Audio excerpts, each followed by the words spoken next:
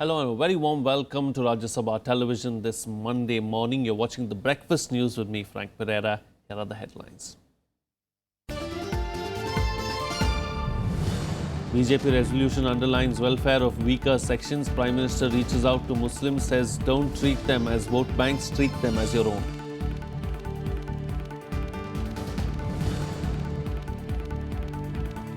All eyes on Sushma Swaraj's address as UN General Assembly. India set to give fitting reply to Pak Prime Minister's tirade on Kashmir.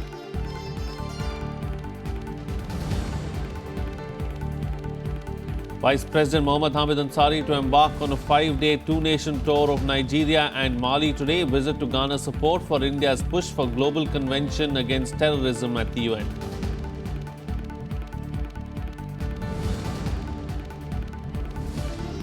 First US presidential face-off between Donald Trump and Hillary Clinton today. Debate on topic America's direction, achieving prosperity and securing America.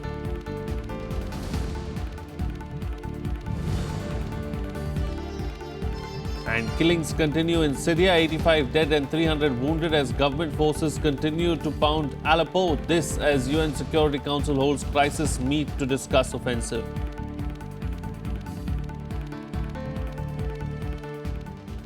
Well, Prime Minister Narendra Modi has said that the centre is committed to the development and welfare of the last person standing.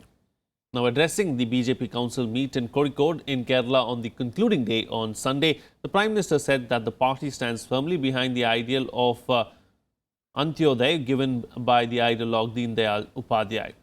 Now, the Prime Minister also reached out to Muslims saying that the community should not be a substance of hate or items of vote market. He asked party workers to treat the community as its own and ensure development reaches them. The Prime Minister stressed on the need for providing an alternative politics to the country while saying all hope has not been lost. Pandit Deendayal Upadhyay ji जिनकी हम शताब्दी मनाने जा रहे हैं, वे हमें यही तो मंत्र दे के गए थे, अंत्योदय, दरिद्र नारायण। और शास्त्रों ने भी तो हमें सिखाया है, जन सेवा ही प्रभु सेवा।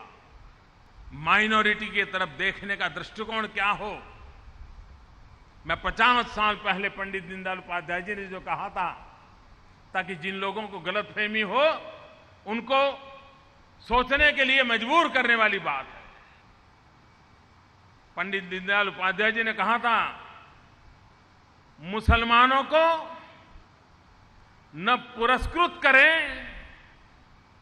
और न ही उनको तिरस्कृत करें, बल्कि उनका परिष्कार करें। मुसलमानों को न वोट की मंडी का माल और न ही कोई घृणा की वस्तु समझे, उसे अपना समझे। Well, the 3-day-long BJP conclave drew to a close on Sunday with the party passing a resolution on the birth centenary year of Pandit Deen Dayal Upadhyay. The main thrust of the resolution was inclusive growth. BJP President Amit Shah made a special statement during the presidential address before the presentation of the resolution. He said Pakistan was backing terrorism and that India would take all efforts to fight out terrorism from the country. He asserted Kashmir is an integral part of India and no one can separate the state from India. Nitin Gadkari presented the draft resolution and said Deen Dayal birth centenary year will be observed as poverty alleviation year by the BJP. The party blamed the Congress for the disparities faced by weaker sections of society. Bharatiya Janata party और Bharatiya Janata party की सरकार का शुरुआत से terrorism के प्रति zero tolerance का रवैया रहा है, हमारा अभिगम रहा है। हम आतंकवाद को सहन नहीं करेंगे। इसके खिलाफ लड़ाई लड़ने के लिए भारतीय जनता पार्टी का कार्यकर्ता, भारतीय जनता पार्टी और भारतीय जनता पार्टी की सरकार कटिबद्ध है। इस प्रकार की हरकत कर अगर कोई दिवा स्वप्न देखता है कि कश्मीर को भारत से अलग कर देंगे, तो वो लोग याद रखें, ये भारतीय जनता पार्टी की सरकार है, ये कभी सच न होने वाला दिवा स्वप्न सिद्ध होने वाला। कि हमारे समाज में social equality and economic equality, सामाजिक न्याय और आर्थिक न्याय is a part of conviction for our party. ये हमारे पार्टी का कन्विक्शन है, ये हमारी कटिबद्धता है और हमारे देश में हम निश्चित रूप से इस स्थिति को निर्माण करेंगे कि जहां सोशल इक्वालिटी होगी और इकोनॉमिक इक्वालिटी होगी। Well, after being shut for 79 days, markets across Kashmir opened on Sunday after 2 p.m. Curfew was lifted from all parts. There was heavy rush of customers thronging shops as the curfew was lifted. Shops and business establishments had remained closed for 79 days due to separatist call for shutdown. Traffic jams were witnessed in the commercial hub of Lal Chowk and in adjoining areas of the city, while other district towns also witnessed movement of large number of vehicles. The separatist groups have announced a 16-hour relaxation in the shutdown till 6 a.m. today. No untoward incident has been reported. There were attempts, though, to disturb peace with miscreants pelting stones on shopkeepers when they were opening their shops today in Sopore. Police and security force deployments immediately reached the spots and chased away miscreants and normalized the situation. As many as 82 people, including 2 cops, have been killed and thousands of others have been injured in the unrest that started after Hizbul Mujahideen militant Burhan Wani was killed in an encounter with security forces on July 8th.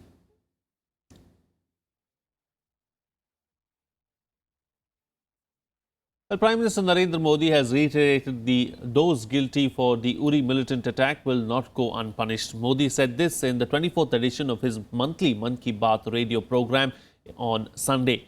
He also said that it was the responsibility of the administration to bring peace to the strife-torn valley.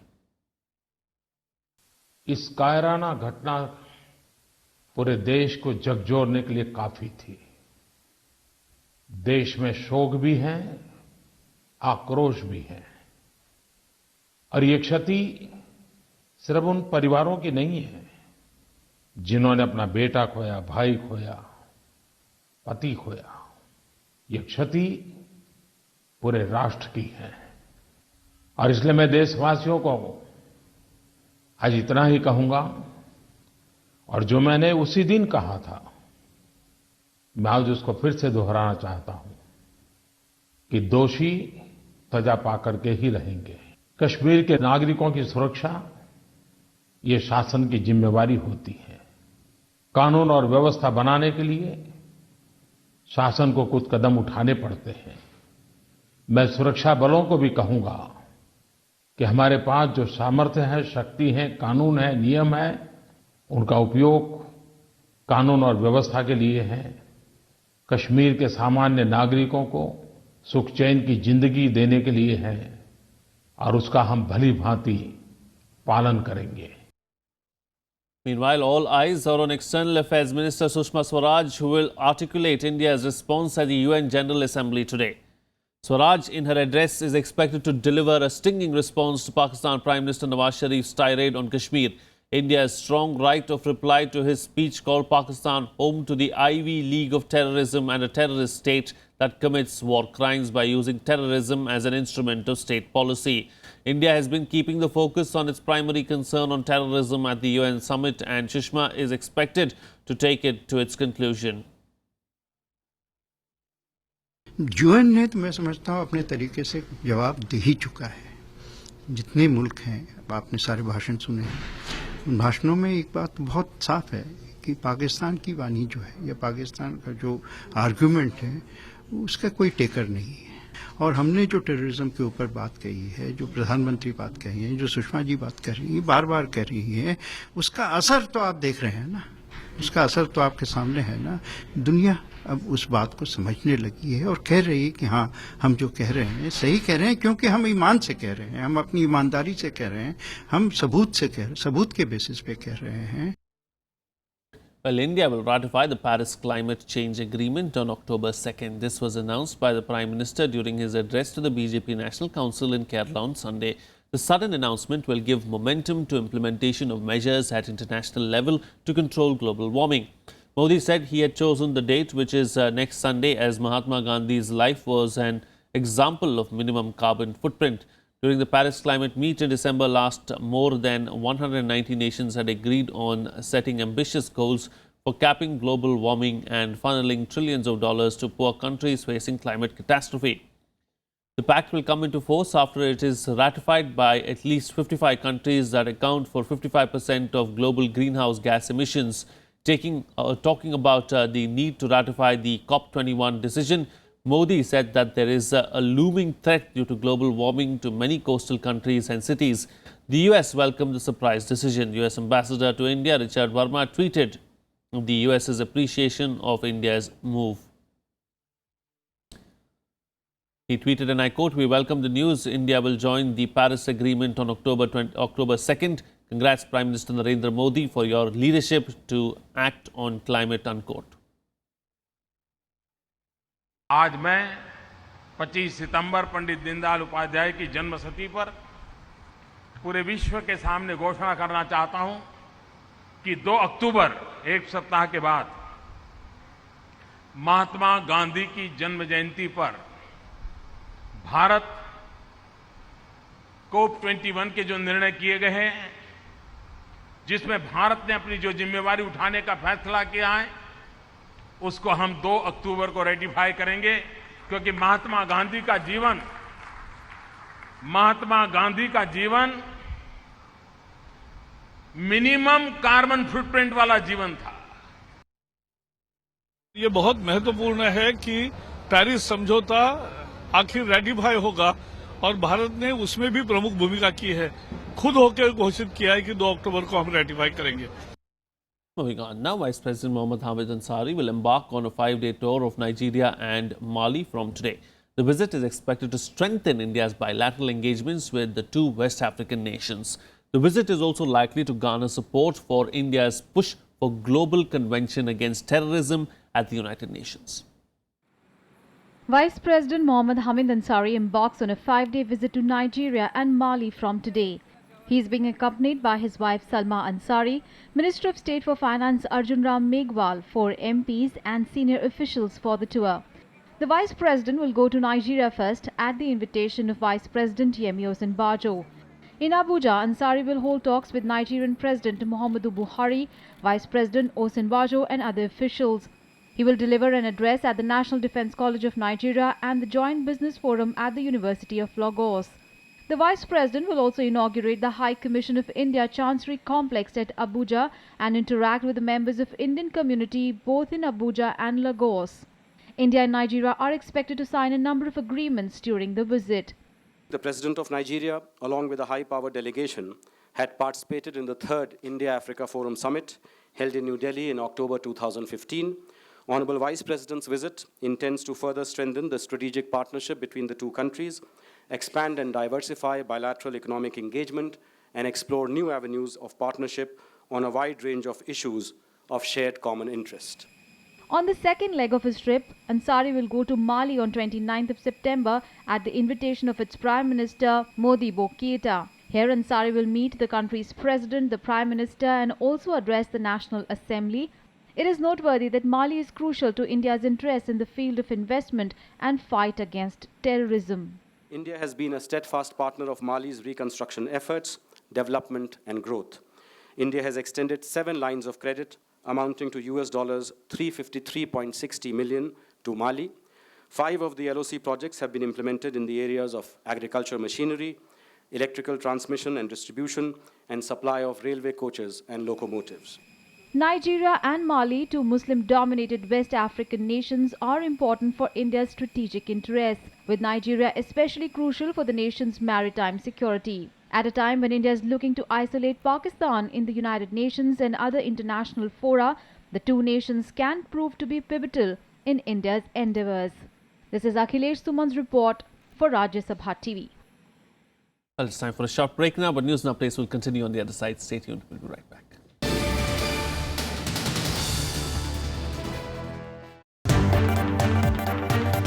I'm Amritan Shirai. You're watching Constitutionally Yours. We need to change according to times and situation. District Council has its own authority, and similarly the state government has its own authority. The judiciary cannot become an administrator. Are they in any way accountable to the central government, either directly or indirectly, sir? Accountability has to be there at all levels. Join us as we try to understand contemporary issues related to the Constitution. Watch Constitutionally Yours on Rajya Sabha television.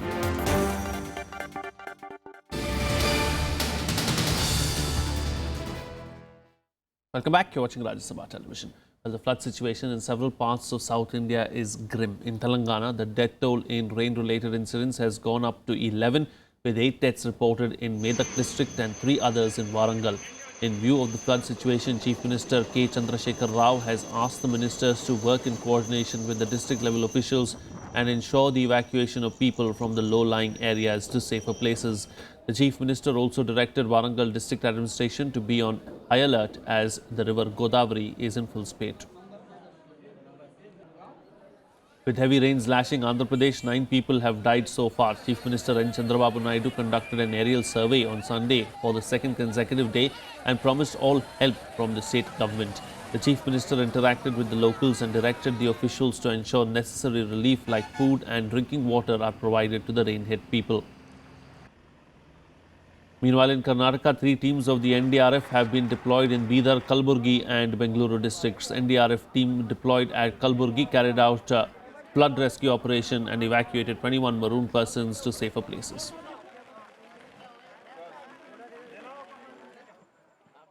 Meanwhile, ISRO is all set for its first ever multiple satellite launch from Sriharikota today. The countdown for the ISRO's first ever multiple satellite launch in 2 different orbits in a single mission is progressing normally.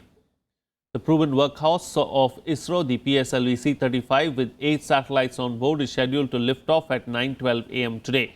ISRO will launch the weather satellite SCATSat-1 and 7 other satellites, including 5 foreign and 2 domestic, with the PSLV C-35 rocket. This is the first mission of the PSLV in which it will be launching its payloads into 2 different orbits. The 48.5-hour countdown for PSLV C-35 SCATSat-1 mission started on Saturday at 8:42 a.m.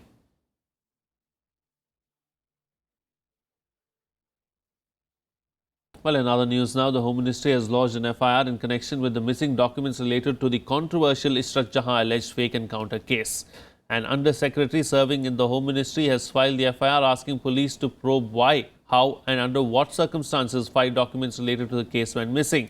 The move came after an inquiry panel concluded that the papers were removed knowingly or unknowingly or misplaced in September 2009, a period when Congress leader P. Chidambaram was the Home Minister.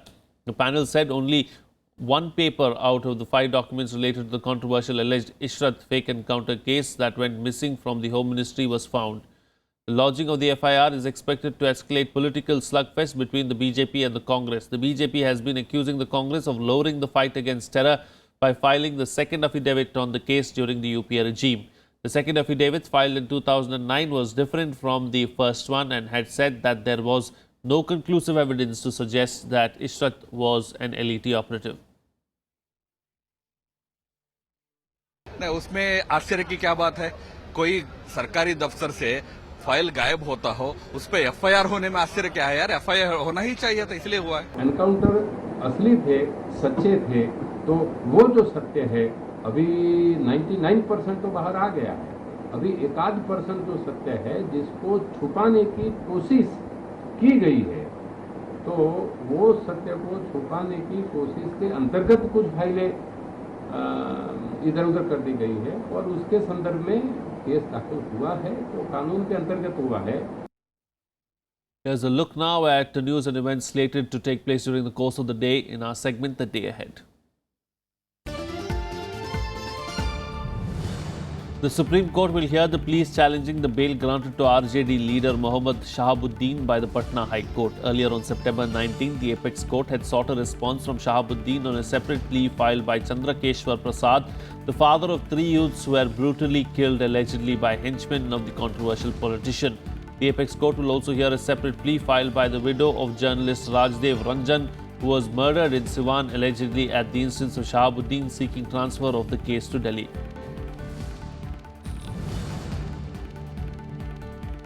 In Uttar Pradesh, Chief Minister Akhilesh Yadav will expand his cabinet in perhaps the last reshuffle ahead of the assembly election in early 2017. This will be the 8th expansion of the Akhilesh Yadav government since he assumed office in 2012. Governor Ram Naik is scheduled to administer the oath of office and secrecy to some new ministers at the Raj Bhavan. On the 19th day of the ongoing Kisan Yatra from Deoria to Delhi, a Congress Vice President Rahul Gandhi will reach Mathura today. He will hold a roadshow at Mathura and would organize a rally. The rally will pass through the major areas of Vrindavan and Mathura before converging into a general gathering at the Jubilee Park in the central park of the city.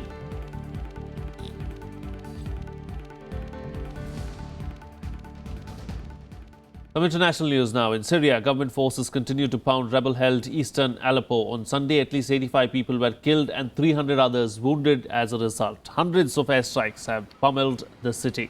The bombardment has been continuing ever since the Syrian government, backed by Russia, announced a renewed offensive following the collapse of a short-lived ceasefire.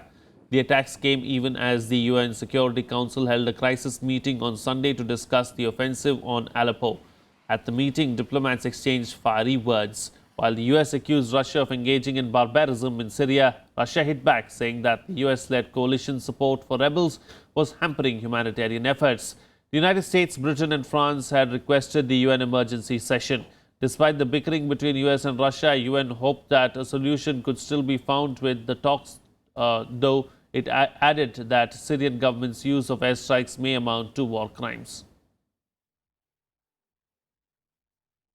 Russia and Assad have reportedly launched more than 150 airstrikes over the last 72 hours, killing at least 139 people and injuring hundreds more. Instead of pursuing peace, Russia and Assad make war. Instead of helping get life-saving aid to civilians, Russia and Assad are bombing the humanitarian convoys, hospitals, and first responders who are trying desperately to keep people alive. В результате на территории Сирии орудуют сотни вооруженных группировок. Территорию страны бомбят все, кому не лень. Возвращение страны к миру стало почти невозможной задачей. I'm still convinced that we can turn the course of events. We have proven this more than once before, because any sign of me resigning would be a signal that the international community is quitting the Syrians. And the UN will never quit the Syrians, and neither will you. In more international news now, millions of American voters will have their first opportunity to compare the presidential candidates side by side today, when Democrat Hillary Clinton and Republican Donald Trump meet in the first presidential debate in New York. The first of three debates, Monday's face-off, is expected to draw a record television audience. The two major political parties or party presidential nominees will share a stage for 90 minutes at the Hofstra University in Hampstead. The topics for Monday's debate are America's direction, achieving prosperity and securing America. The format calls for 6 15-minute time segments. While Clinton needs to convince viewers she is likable and trustworthy, Trump has to come across as temperamentally fit and qualified to be the president. The second presidential debate will be held on the 9th and the third on the 19th of October. The only vice presidential debate is scheduled for the 4th of October in Virginia. I think for her, it's really about laying down the policies that she thinks will improve the economy, make it an economy that's working for everyone, not for just for people at the top. But she has a challenge because Donald Trump is inveterately says things that aren't true. Presidential campaigns go on for a long time. But despite how long they are, there are only 3 moments where voters can look at candidates from 2 major parties next to each other on stage, head-to-head, face-to-face, for the first time, and voters can make those decisions in real time. Here's a roundup of the other international news and world wrap. Police in Charlotte, North Carolina have released officer body cam and dash cam footage of a controversial shooting of a black man on Tuesday. They also released pictures of a handgun and marijuana that police say Keith Lamont Scott possessed. Earlier, Scott's wife had released her own video from her phone. Scott's family says that he was carrying a book and not a gun. Meanwhile, protesters in Charlotte marched for the fourth night over the shooting.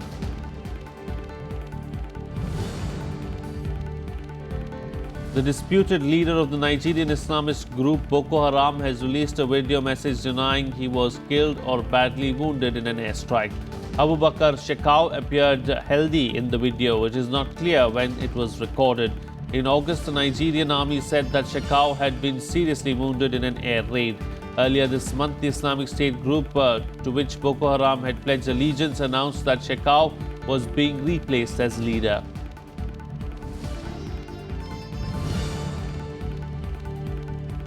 Two teenage girls from the French city of Nice are being held on suspicion of planning an attack.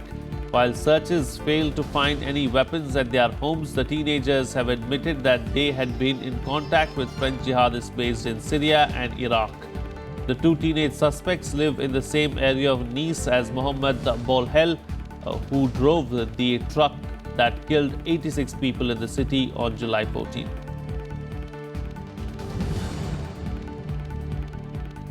The world's largest radio telescope began operations in southwest China on Sunday after 5 years of construction.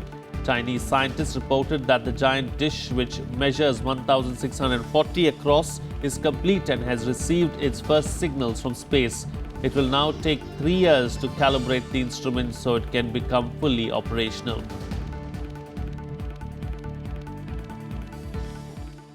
Moving on to some sports news now, and at the end of the 4 days play of the first test match, India positioned themselves for a massive win in their 500th test by dismissing the New Zealand top order.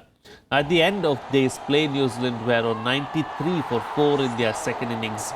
Luke Ronchi on 38 and Michael Santner on 8 were at the crease at stumps. Earlier, negotiating a spin-friendly track with ease, Rohit Sharma and Ravindra Jadeja raised a 100-run stand in quick time after India lost 4 wickets, starting the day at 159 for 1. The Black Caps still need 341 runs to win or bat out 3 sessions on a 5th-day wicket to get something out of the test. Yeah, this is where the simple logic applies. Why defend? Well, that's it on this edition of the Breakfast News. Have a good day.